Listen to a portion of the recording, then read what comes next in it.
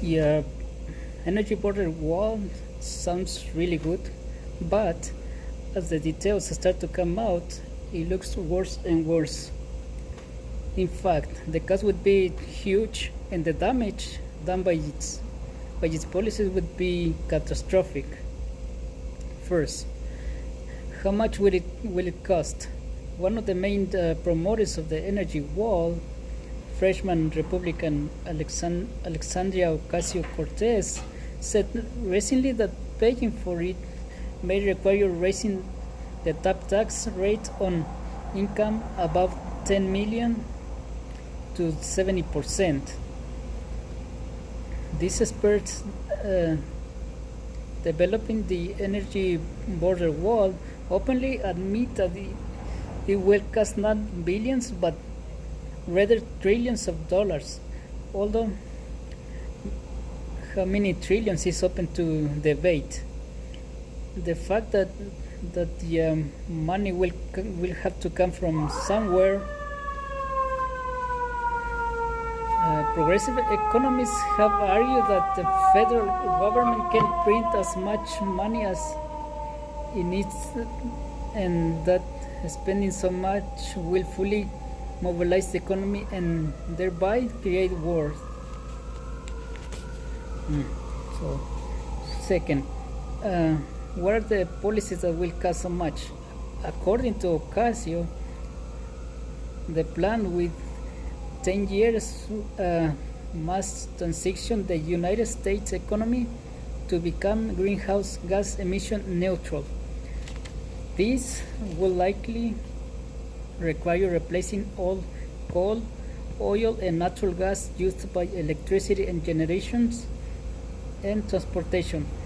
This energy with renewable energy, upgrading all buildings to state-of-the-art energy efficiency, and a whole lot more. However, turning our energy economy upside down is only part of the energy border wall.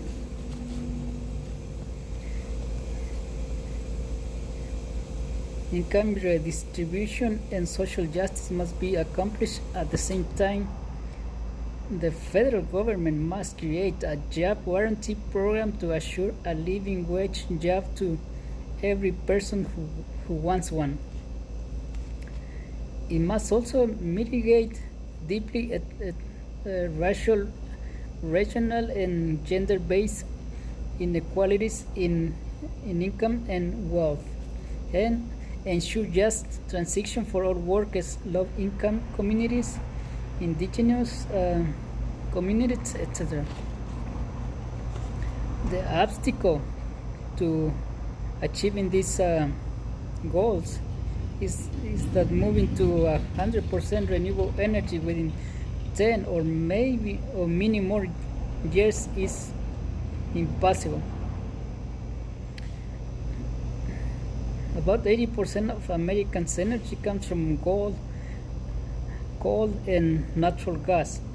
After decades of multi-billion-dollar subsidies, wind and solar accounted for 9% of electricity produced in 2017.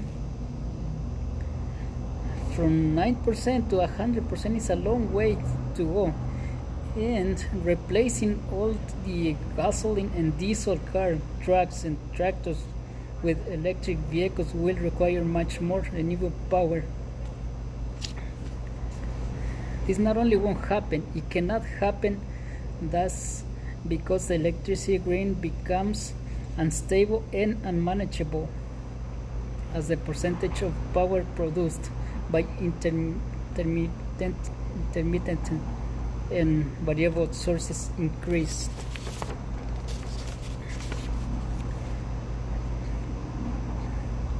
%20 of wind and solar poses problems, 50% threatens blackouts and collapses. But what about the battery storage? The technology available for foreseeable future can provide minutes of expensive backup power, not hours or days. The Energy Reporter one replies that the climate crisis is so dire that we must do whatever it takes to stop it.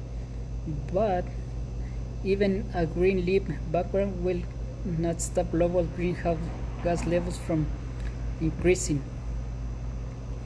Chinese emissions are now higher than the United States and Europe combined and still growing. And Indian emissions are increasing rapidly, and as hundreds of millions of people start to climb out of energy poverty.